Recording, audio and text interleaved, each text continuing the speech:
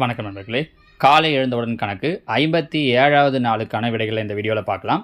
இதில் நம்ம கூட்டு வட்டியிலிருந்து கொஷின்ஸ் கொடுத்துருந்தோம். கூட்டு வட்டிக்கு பார்த்தீங்க அப்படின்னா ஒரு 4-5 ஃபார்ம்லாம் நம்ம புக்கில் சொல்லியிருப்பாங்க. ஜென்ரலான ஃபார்மில் ஒன்று சொல்லியிருப்பாங்க. அதுக்கப்புறமா அரையாண்டுக்கு ஒரு முறையாக இருந்தால், காலாண்டுக்கு ஒரு முறையாக இருந்தால், வட்டி வீதமே பார்த்தீங்க அப்படின்னா பின்னத்தில் இருக்குன்னா, அந்த மாதிரி ஒரு விதத்துக்கும் ஒன்று ஒன்று சொல்லியிருப்பாங்க.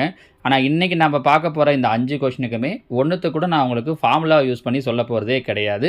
ஈஸியாக பர்சன்டேஜ் தெரிஞ்சாலே போதும், டக்குன்னு எப்படி கண்டுபிடிக்கிறது அப்படிங்கிற மாதிரியான மெத்தட் தான் சொல்ல போகிறோம். ஃபார்முலா இல்லாமலே வேறு ஒரு சில வழிகளில் இன்னும் வேறு மெத்தட்லலாம் கண்டுபிடிக்கலாம். ஆனால் இப்போ நான் உங்களுக்கு கொடுத்துருக்கிற கொஷின்ஸ் எல்லாமே இந்த ஐடியா யூஸ் பண்ணிங்கன்னா ரொம்பவே ஈஸியாக சொல்ல முடியும்.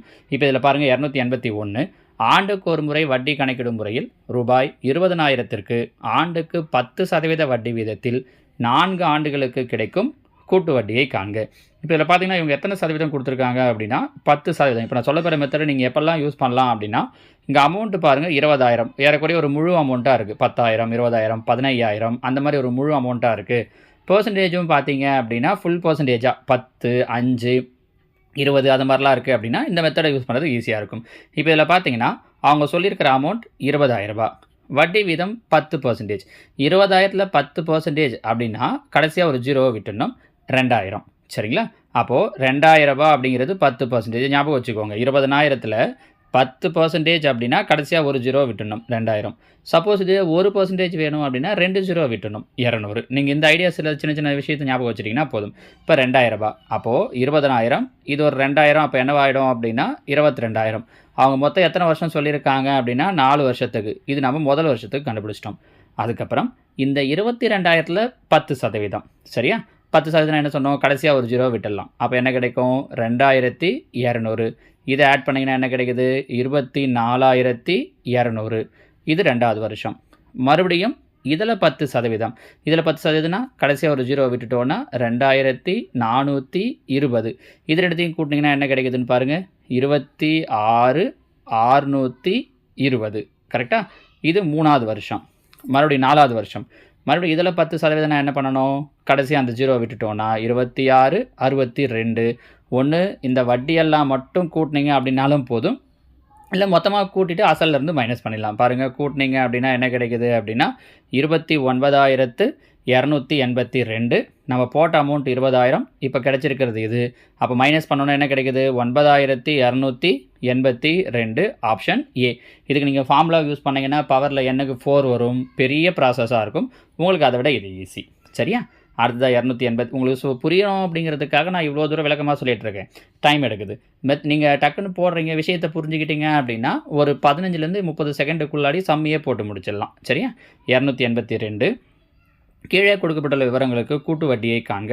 அசல் ரூபாய் 4,000, வட்டி வீதம் ஆர் 5%, எண் 2 ஆண்டுகள், ஆண்டுக்கு ஒரு முறை வட்டி கணக்கிடப்படுகிறது. அப்போ பாருங்கள், இங்கே 4,000 அமௌண்ட் சொல்லியிருக்காங்க.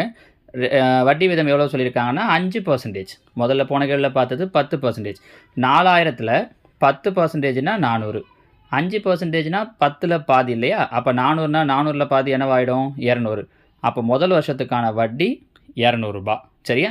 இதில் இன்னொன்று, அடுத்த ஸ்டெப்பு நீங்கள் போகாமலேயே கூட கீழே இருக்கிற ஆன்சர்லேருந்து சொல்ல முடியும். நான் கொஷினை முடிக்காமையே இப்போ இந்த ஒரு வருஷத்தை வச்சே சொல்ல முடியும். இப்போ ஒரு வருஷத்துக்கு எவ்வளோ வட்டி வந்திருக்கு, 200. அவங்க மொத்தம் எத்தனை வருஷம் சொல்லியிருக்காங்க, 2 வருஷம். ஒரு வருஷத்துக்கு 200னா 2 வருஷத்துக்கு 400. கூட்டு வட்டிங்கிறதால இந்த 200க்கு ஒரு கொஞ்சம் வட்டி போடுவாங்க இல்லையா?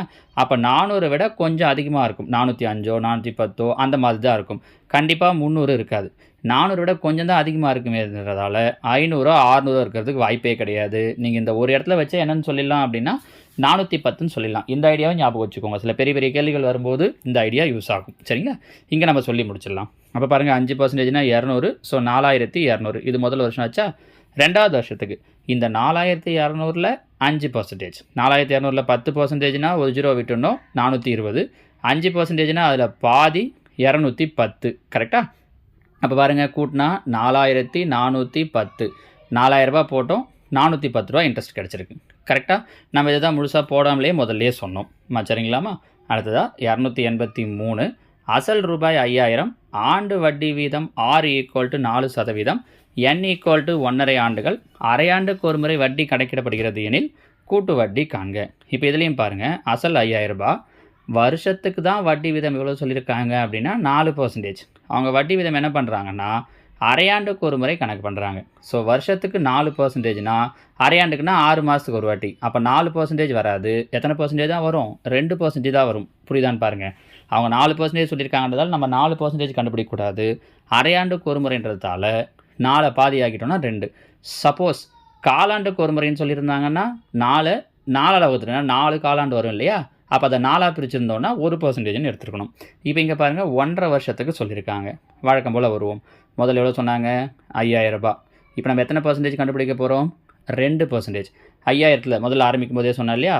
5000த்தில் 10%னா 500, ஒரு 0 போயிடும். 1%னா 2 0 போயிடும்.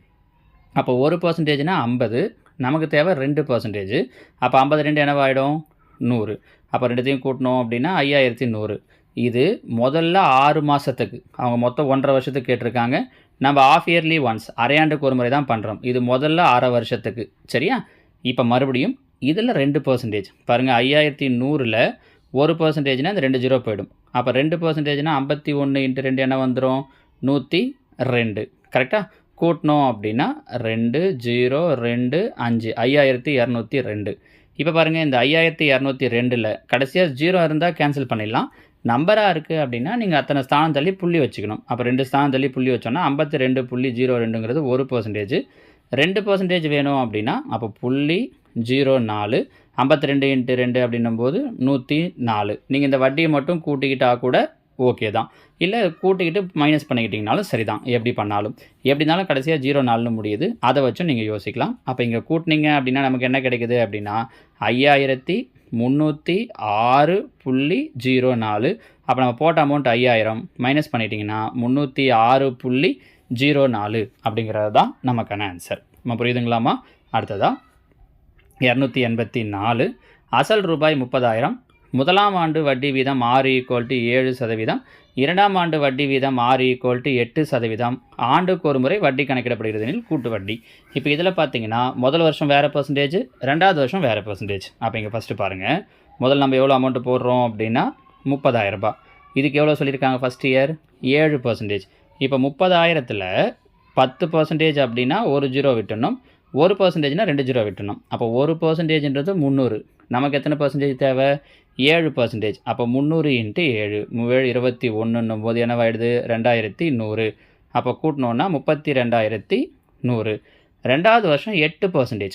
அப்போ இதில் 8%. 32,100ல் 1%னா 2 0 போயிடும்.